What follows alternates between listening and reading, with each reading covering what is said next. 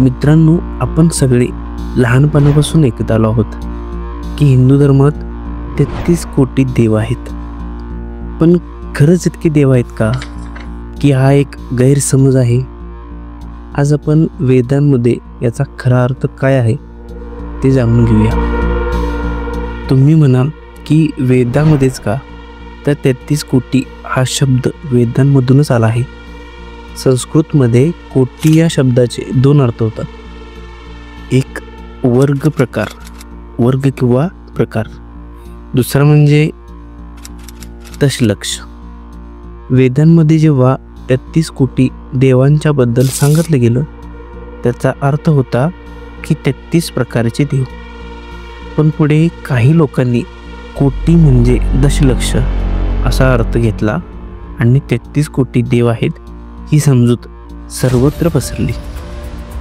मग तुम्ही म्हणाल की मग कोटीचा अर्थ दशलक्ष का होऊ शकत नाही?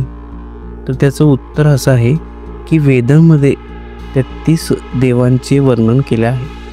जसे की 8 वसु, 11 रुद्र, 12 आदित्य, 2 अश्विनी कुमार, 1 इंद्र, 1 प्रजापती. आता हे सगळे मिळून 35 होतात, परंतु त्याच्यामध्ये इंद्र आणि प्रजापती धरत नाहीत. ते कसे धरत नाही हे तुम्हाला मी पुढे सांगेन. 8 वसू आपण पाहू. पहिला 8 वसू म्हणजे काय? तर वसू म्हणजे संपत्ती देणाऱ्या नैसर्गिक शक्ती, उदाहरणार्थ अग्नी, वायू, जल, पृथ्वी, सूर्य, चंद्र, आकाश, तारे. 11 रुद्र काय म्हणतात? तर 11 रुद्र म्हणजे रुदन करणारा, किंवा 11 रुद्र म्हणजे जिवंतपणाचे घटक.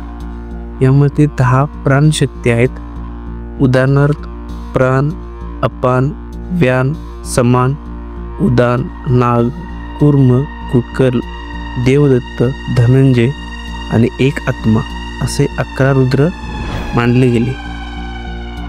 12 आदित्य सूर्याच्या 12 रूपांद्वारे काळाचे प्रतीक, उदाहरणार्थ विष्णू, अर्यमा, वरुण, मित्र, अंश, भग, पुषा, धाता, विवस्वान, त्वष्टा, साविता, इंद्र असे 12 हे सर्व मिळून काळाचे चक्र, ऋतू व सूर्याच्या विविध शक्ती दर्शवतात. यांना आपण वर्षातील 12 महिने म्हणू शकतो.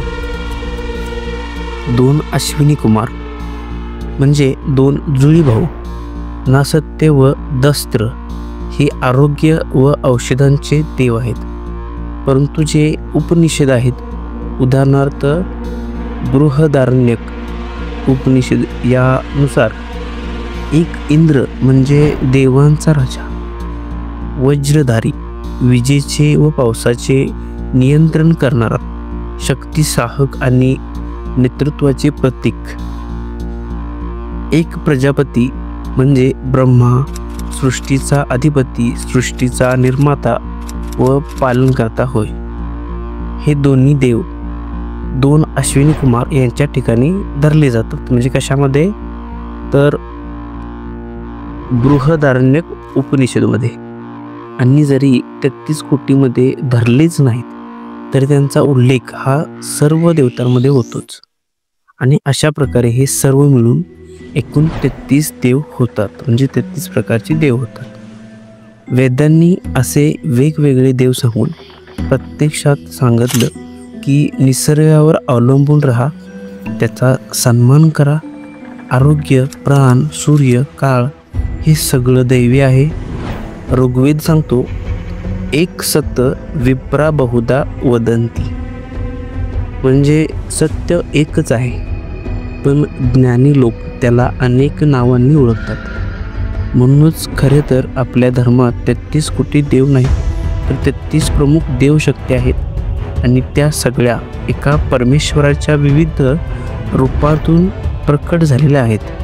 आणि तो परमेश्वर दुसरा कोणी नसून हा निसर्ग आहे. तो आपल्याला जन्माला घालतो, तोच घडवतो आणि तोच आपला विनाश करतो. सत्य पाहिलं तर आपण या सृष्टीवर अनेक देव निर्माण केले आहेत. त्यांचा उल्लेख आपल्या धर्मग्रंथात देखील नाही आहे. आणि जो प्रमुख देव आहे ज्याने ही सृष्टी निर्माण केली, आपण त्याच परमेश्वराचे नुकसान करत आहोत. म्हणूनच मित्रांनो, देव शोधायचा असेल तर तो निसर्गात, प्राणशक्तीत आणि आपल्या अंतःकरणात शोधा. काही ठिकाणी आजही निसर्गाची पूजा वर्षानुवर्षापासून केली जाते. आपण ही निसर्गाची पूजा करूया, निसर्गाचे रक्षण करूया. धन्यवाद.